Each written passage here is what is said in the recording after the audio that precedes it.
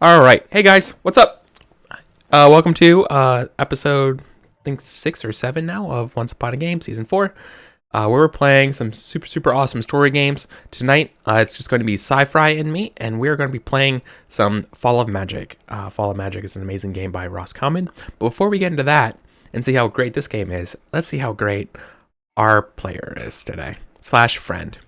Yeah. Sci-Fi, what's up, buddy? This is going pretty good. Hey, everybody. Sci-Fi, you can find me at twitter.com/sci-fi with an underscore after it because the one without an underscore is taken by a feed called Science Friday. Yeah, isn't that rude? Yeah. That's super rude that they did that to you. Yeah, and they're not going to change it because they're verified. Yeah, you're fucked, man. By the man. Oh, that's rough. I'm really sorry. Exactly. So, oh well. That's fine. You know, Yeah. I'm a fan of an underscore. It's a good character. That's a really good joke, actually. Your underscore is your favorite character. Exactly.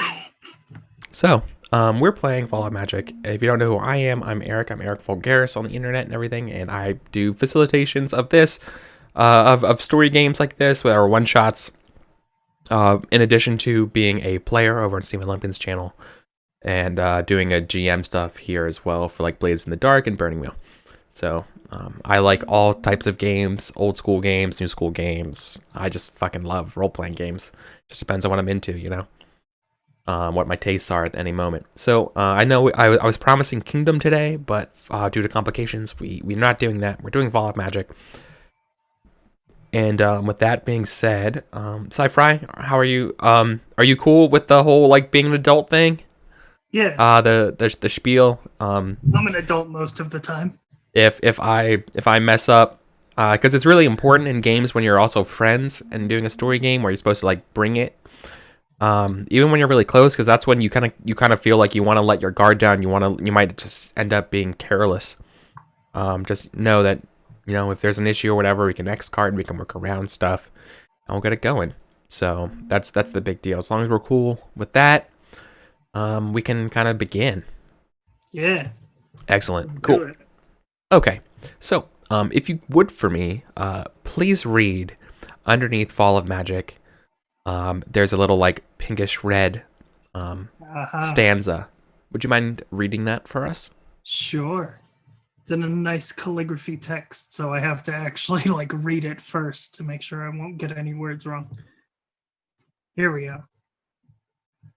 Magic is dying, and the Magus is dying with it. We travel together to the realm of Umbra, where magic was born. Perfect. Thank you. That is the pretense of the game. We are going to be playing characters who are escorting this other character called the Magus from this point on the map called Ravenhall, all the way. And I'm not gonna spoil it or anything like that yet, but there is a place called Umbra, and we're taking you to where magic was born, or you, as in we're taking the Magus. So this is going to be like a journey game. We're going to be discovering who we are, why we are on this quest, what is at stake, who is the Magus. All of these questions will be answered through play, and the way play works in this game is there are going to be 2 tokens that represent our characters. So, firstly, we're going to be playing characters. Our characters are composed of a name, where we're from, and our title at the start. Okay? What we're going to be doing in the way play works is that we're going to be picking scenes in a location following this map. So if we start in Ravenhall, and I'm just going to grab this token for an example, right? If I want, in order to play a scene in Ravenhall, I move my token to one of these 4 different prompts. And this is location of the Rose Gardens. And then I picked this location as an example because I want to introduce a other mechanic that gets added to this game. So you see these plus signs and these phrases next to it? These are essentially tags, and you can modify your character by going to a scene and doing a scene about the Rose Gardens. And you can add those tags to your character. One of them. But if you want to do another scene in the Rose Gardens, you totally can. All right. So what's going to happen is that you and I are going to do like any sort of scene there, but you get the tag as well. Whereas Yes. the other is sort of like directed kind of scenes. Correct. And the way what's going to happen here is that you and I were going to be taking turns doing scenes in these locations. Once we have gone at least one time, so like, you know, if you're that candle and I'm this other side of the candle, and once we have gone at least, like, each of us had a chance to do one scene, there's a token for the Magus. One of us can take the Magus token and move it along the path. There are, obviously we can see there are branching. There's forks in our paths, so each time our paths will be different. We can decide. And what happens is when we move the Magus, is that you're going to be telling the scene, you know, just like another prompt in another place as the Magus, but you're doing from the point of view of the Magus, and that's important, of the next place. And so for this example, it'd be like the Oak Hills, and your scene is the ending of summer, and describing the ending of summer as we're making our way through the Oak Hills. Okay. It's a very... So this is a game where you could choose your own adventure. Yes, it is very much a choose your own adventure game. This game is very role-playing heavy and driven. So buckle in. Perfect, because I used to grow up reading those choose your own adventure books. And we're going to have a good time then. Right out of those. Yeah, and and... to page 68 to fight the ogre. Mm-hmm. So cheers. We're going to get started here. So, the first thing we got to do is we got to choose our name and our title. Yeah. So let me know when you are ready to proceed, because I know what I want to choose. Okay. Names and titles. Ooh, they have options too.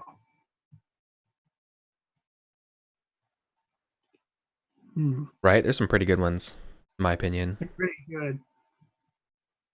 I kind of want to pick Piccolo for a name, but then I feel like I'd be making too many Dragon Ball Z references. Yeah, you probably would, wouldn't you? Knowing me. Tell you what. Well, I have like two ideas. I've got two ideas, but I want to hear what your idea is first. So well, I'm River. Okay. I'm the crab singer of Astalia. Crab singer? Yeah. If you notice, the game doesn't really tell you what that is, and we're supposed to discover that through play.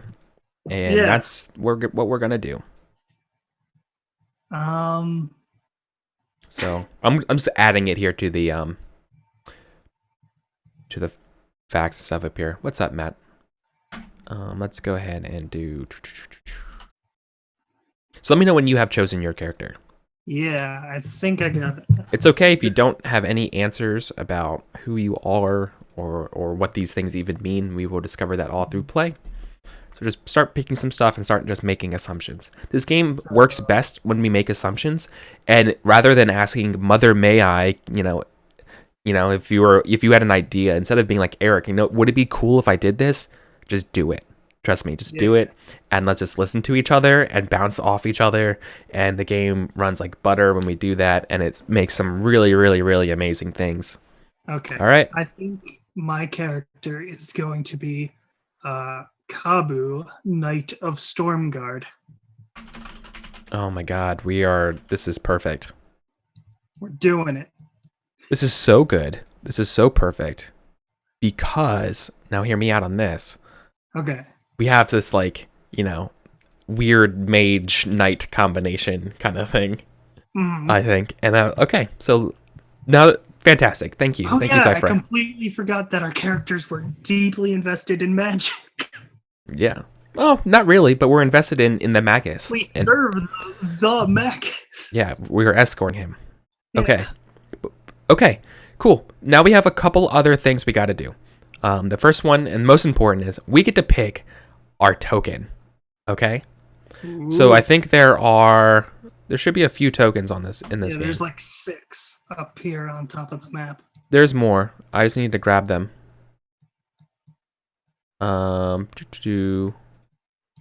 Ooh, so many. Don't mind me just zooming all the way out just to grab those tokens.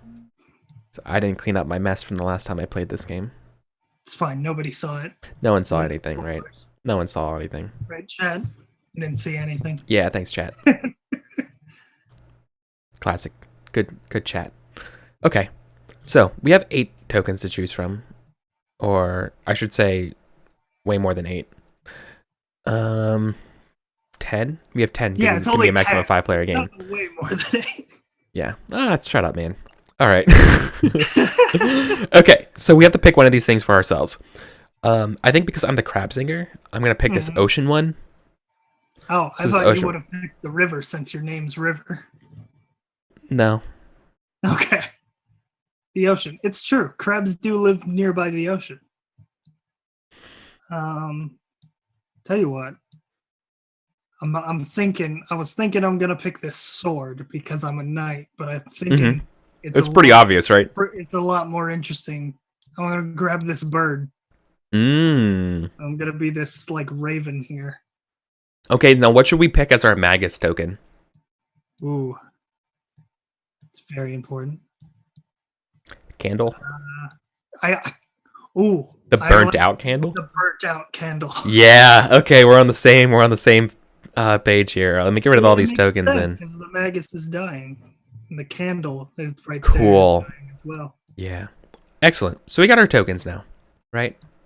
Yes. Cool. So let's kind of zoom in. I'll zoom us in here to Raven Hall. And we can begin play.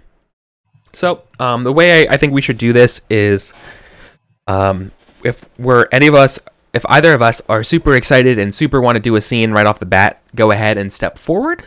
Otherwise, I mean, I'd be more than happy to start and get us going if you want to see an example of a scene. That's cool too. Cool. I will let you go first. Oh man. Well, I'm gonna go to the scrying pool. Ooh. So here's what's going to happen. Here's what we're seeing. We see. Oh my god. Yep, got it. Okay, guys. Sorry. All right. So here's what we see. We see a woman, approximately, like early 20s, maybe, right? She is wearing like beggar's clothes. Very, very much like patchwork, well repaired. You can see the sewing lines, right? Throughout, like large kind of like rope, almost like a burlap sack kind of style, kind of like beggar's robes, and it's been kind of stitched together. If you think of like Frankenstein like stitches, right? Like very large kind of stitch work here.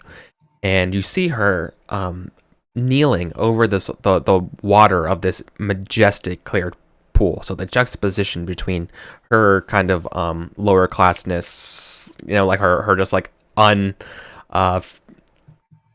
scrying. What I'm trying to say is that the scrying pool, I imagine, is kind of like something out of the Washington D.C. like Smithsonian.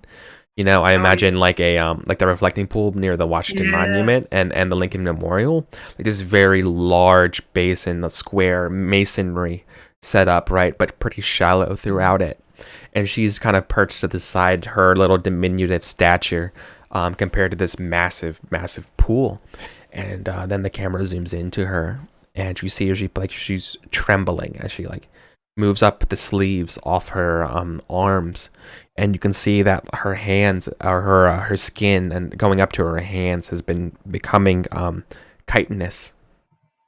Like it's becoming like hardened, right? Like a crab shell on the outside. And she puts her hands in the water and she tries to wash it. And she says to herself that, if the Magus owes me a favor, she says the Magus owes me a favor if I escort him to Umbra, he can save me from this. As she like looks and she pulls up the sleeve from her other arm, right? And the other arm has a similar kind of problem. So she has some kind of like skin disease as a crab singer. She's like, crab disease? Yeah, I'm like becoming like, I have like crab skin. So that's rad. Yeah, right? So that's me. That's the first time we see River. Okay. You're allowed to do scenes with us together. Right before you go, let me also mention. So here's a couple of things I had to describe the first time I was teaching Fall of Magic to some people who have literally never played a story game before. Sure. Real quick, off the cuff, You do not have to follow in terms of time what the next scene is. You can meet me at the scrying pool, so you can go there as well. You can be after, you can be before. It can be a flashback to be like when you were a kid at the scrying pool. You just feel free to do any sort of cinematography trickery. Cinematographic trickery. I don't know. Whatever. Is that an adjective? I think cinematographic is called cinematography. Yeah, just cinematography. Right. Yeah. Right. A cinemancer? I don't know. Cinemancy. The camera of the world. Yes. So, anyways, what I'm getting to is feel free to be very liberal with your use of references, with your use of time, edits, cuts, anything that you want. We can work together. All right. Perfect. Cool. Also, I highly encourage, if you're not playing this game, to if you're playing at home, to enjoy a nice little drink of something while you play. I have an idea for where I'm going to go for my first scene. Sure. The menagerie. Yes, the menagerie. The scene is the last time you saw real magic.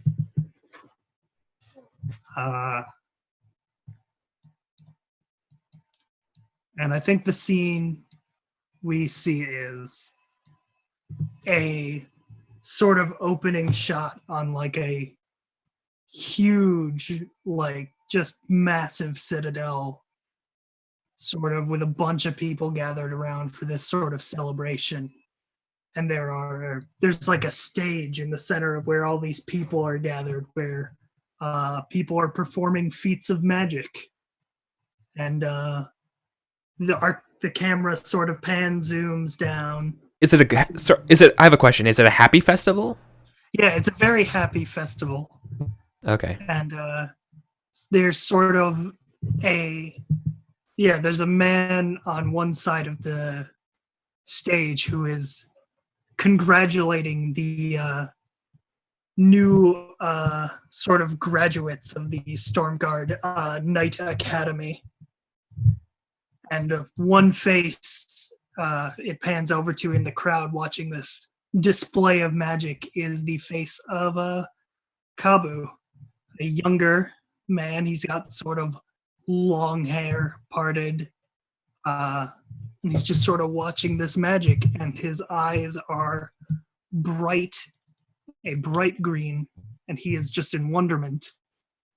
And then the illusion fades, and Kabu is standing in the menagerie, looking at a old artifact that has been collected in this museum.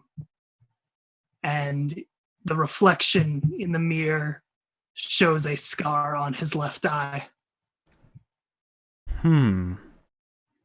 Cool. And that's the last time I saw real magic. Awesome. I know where I want to go. We're going to the Rose Gardens. You will be with me in this scene. Perfect. The premise of this scene in my head is that in order for us to see the Magus, we are supposed to pick the colored rose that best represents us and why. And have to explain. And no, I want to ask you kind of why and that kind of stuff, right? But the idea here is that we're going to be together going through this great garden and trying to pick out a rose. Okay, not one for both of us, but like one individual. It's like the individual thing for us to give the Magus. Okay, so So we cut to the Rose Gardens, and the Rose Gardens I picture as a very, very well kept. I'm picturing a sort of like French, like Versailles-esque, manicured garden. I'm picturing with a lot of like fountains and a lot of statues, like water pool basins kind of stuff. Not the scrying pool. The scrying pool is itself, but I imagine maybe the Rose Gardens like flank the scrying pool. Like the scrying pool might be in the middle of the Rose Garden. Well, yeah, right? If it's like a reflecting pool, like you were talking about. Yeah. I can imagine these like huge hanging gardens just sort of like running a ring around this. Yeah, and what's cool about this place is that they're all different types and colors of roses, and it's very well organized in terms of the geometric design and where the colors are. It forms almost like a color wheel. And I think so you and I are both pretty young then, right? Yeah, I would pin Kabu's age at like 19 at the latest. Okay, cool. So we're both very young. All right. So I meet up with you, and I don't think this is the first time we met each other, or is No. it? Okay. I don't think it is. Probably came together and met like when we were Sure. like, "Yo, we're gonna escort the Magus." Yeah, when we both got invited. Yeah, exactly. So I look very nervous about what rose I'm going to grab, and I kind of am indecisive, and I'm like, I don't know. I don't know what rose I should get. What color are you picking? And then maybe I'll just pick the same one. You can't pick the same one as me. Why not? You need to pick one that's you. What does the Magus care? The Magus brought us here for a reason. He clearly cares about which rose we pick. Yeah, but we both picked the same rose, and he can't be mad at one of us and not the other, and we can be like friends, and it won't be a weird thing, and he can judge us the same. Yeah, but what if he knows that you just? There's balance there. Well, he doesn't have to know, does he?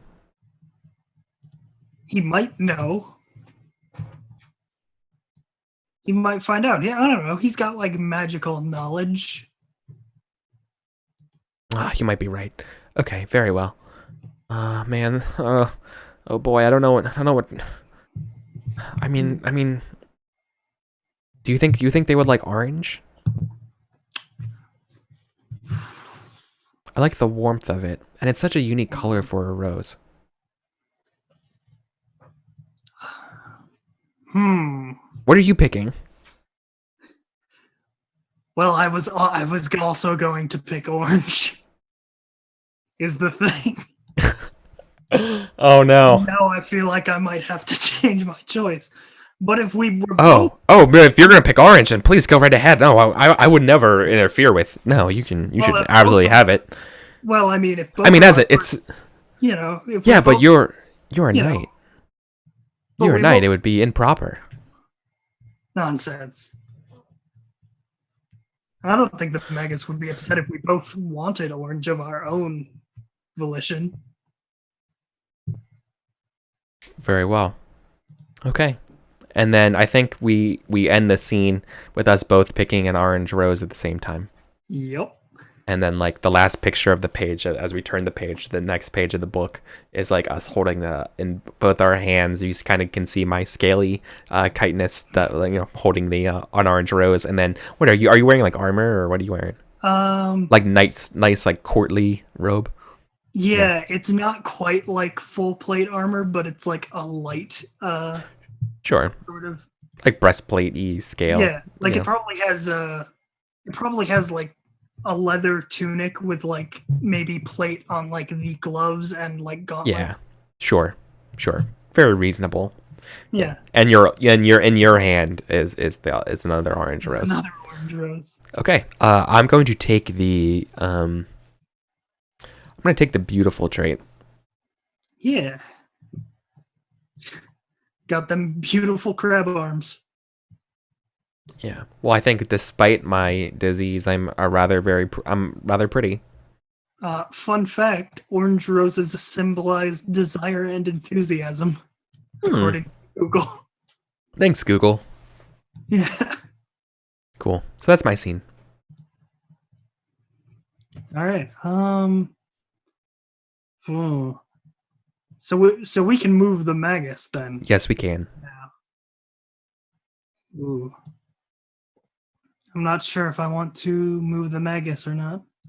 If you're unsure of what scene you want to do in any particular place, moving the Magus is usually a good choice. Fair enough. There's only one place to move him to, according to these lines at the moment. Yes, at the start of the game, there's a couple linear choices. Yeah. So the Magus will move to the Oak Hills. Okay, so we move and center on the Oak Hills. We move our tokens off to the side. And now you describe a scene from the Magus' point of view about the ending of summer. Ooh. What does the Magus look like? It's like, what do you think the Magus should look like? Yeah, it's your scene, homie. We don't know.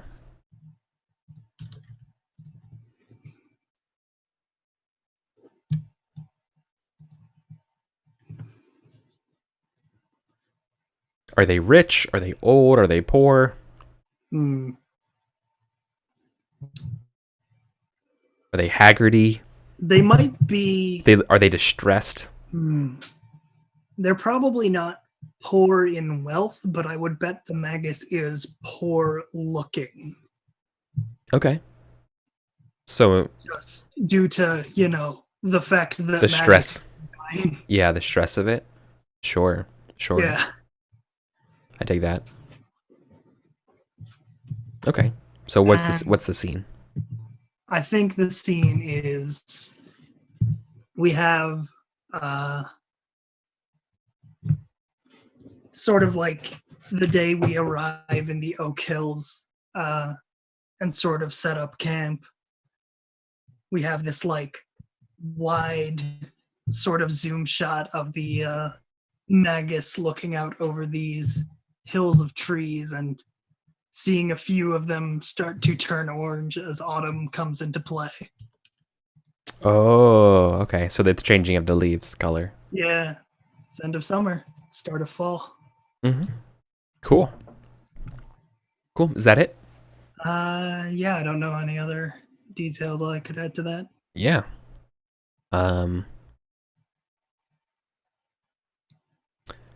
So we moved to making camp. It's getting to be dusk. We've been on the road all day, traveling to Barleytown.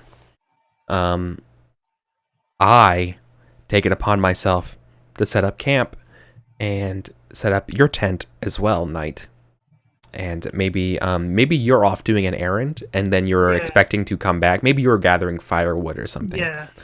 And while you're out gathering firewood, you come back and you see that I have set up your tent and laid out your bedroll, and I have gone ahead and got you squared away for everything. So I did all the kind of the chores around the camp, and I'm gonna take the kind trade as well. And I think Kabu, despite fully going out and like having done work as well, bows to you in respect, seeing that you have made camp. Okay.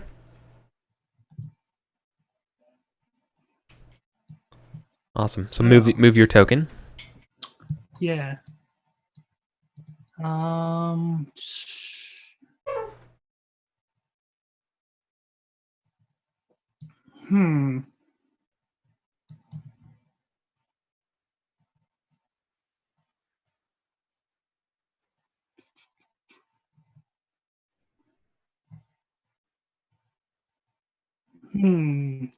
These are all pretty interesting. Yes, sir. I will go with by firelight, with the prompt for that scene as a comfort from home. Okay. And I think it's just sitting around a campfire with like the two of us and then the Magus. And then Kabu pulls out a small pouch from his bag, and he passes around this like sort of water skin thing and tells everyone to drink from it. Mm-hmm. What does it taste like? It tastes like the warmest drink you've ever had, but also with a flavor of like honey. So it's like hot honey tea? It's like hot honey tea. Okay. That's just perpetually hot and like burn your mouth hot? Not like burn your mouth hot, but like you can feel it in your throat kind of hot. Okay. Oh, so I remarked then after drinking like, ooh, it's warm. It's very warm. Feels good. and like because it's like it's a maybe Yeah. maybe beforehand there was like a chilly breeze and you see me kind of like shudder or whatever, but then Right, after drinking that I feel much more relaxed. Yeah. And it was just like, yeah, it was like, I don't get this stuff as much anymore. We used to have it all the time back in Stormguard. Hmm. Is that because of the Stormguard Mountains and the cold storms? Yeah, it's Hmm. hard to make the journey back. Uh, I probably and I think I'm gonna call out to the Magus who's like off screen, like doing something. Mhm. And I call out to them, being like, I call out to them asking, "Do you think we're making it for the Stormguard Mountains?" And you can play the Magus if you want and answer that, Ooh, or we don't know. Maybe the Magus just didn't hear me, or we leave it ambiguous. yeah. I think the response from the Magus is, something cryptic like, only time will tell where our path may lead. Aw. Okay. All right. Um. Ooh, my morning ritual. When we wake up, I'm up early, and I go down to the river, and I bathe in the river in the morning, and sing. I sing as I wash, paying close attention to my skin. You can see that my back is has the ridges of like a crab. Like my back spine is largely has like that chitinous part Do you have to it. like a partial exoskeleton thing going Yeah, on? basically. And it's not good. And it's killing me. And so I'm singing a song. I'm singing probably a sad song about I think a sailor who never got back to port. That I think is like an Estalian like classic. Like it's sung in Estalian. I imagine Estalian has its own language. I imagine the language is something like akin if the common tongue is English, I imagine Estalian to be something close to something Latin root. Something like Italian Yeah, or Spanish. where it's like derived from the same language but Yeah, different. exactly. Right. So yeah, it's a romance language for sure. So it's a very pretty song. A lot of rhyming. I'm not gonna sing for you right now, literally, but yeah, it's to wash and sing. Um, but I think the largest part of the song is actually it's a prayer. It's a prayer to the water to cleanse me.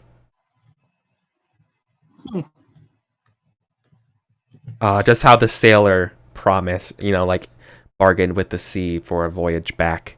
Um, so there's like definitely an absolute parallel to what I'm saying, what I'm singing about in my own predicament. Nice. Yeah. Um,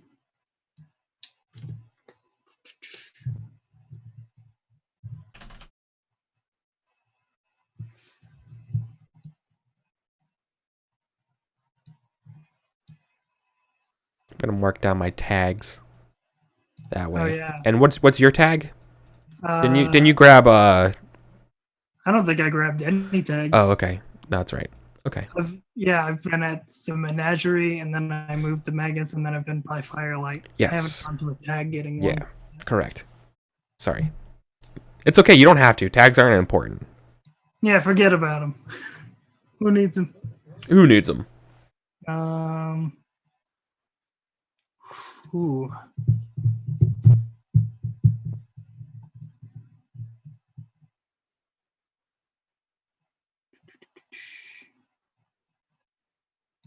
I think I will go to a tag one. I'll go to making camp. Okay. Uh,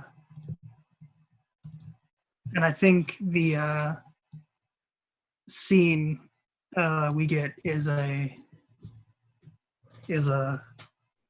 Kabu trading with a traveling caravan and sort of buying some supplies for the camp. Is the caravan going to Barleytown, or is it going the other way? The it is probably coming from Barleytown to Ravenhall, Okay. and I think What do the people and what do the merchants say, or like what? I mean, not maybe say, but like what do they look like? Like what? This is the first time we're gonna see merchants from Barleytown. So what do merchants from Barleytown kind of look like, or what's their demeanor? I think their demeanor is very sort of hanged back. They have a sort of almost like like a bit like aspect about them, where they just like they're big chillin' Okay. in Barley. They're just like very easygoing merchants. Okay. And I think Kabu buys some like rare oddities from them and brings them back to camp and gives like River a like weird shiny thing that he bought from the merchant. Ooh, what does the shiny thing look like? I think it looks like you know what it looks like? It looks like if you took a candlestick and like squashed it into like very flat and very Into like a round. two-dimensional. Yeah. It's like a flat, like almost like. So like it's like a it's like a weird coin. Yeah, like a weird round golden coin. Yeah, or more like a cup, not a cup holder. What do you call those things that go underneath it? A coaster. Yeah. Yeah, and I just like I have no idea what this does, but I got it at a good price. Yeah, you sure did.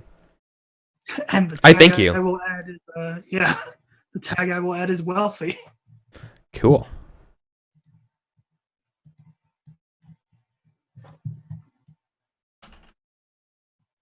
Perfect. Okay, and I think at that we're gonna go to our first break. So we'll be back in about 5 minutes to continue our game of Fall of Magic. So thank you guys so much for hanging in there, and we'll be back in 5 minutes. So see you on the other side.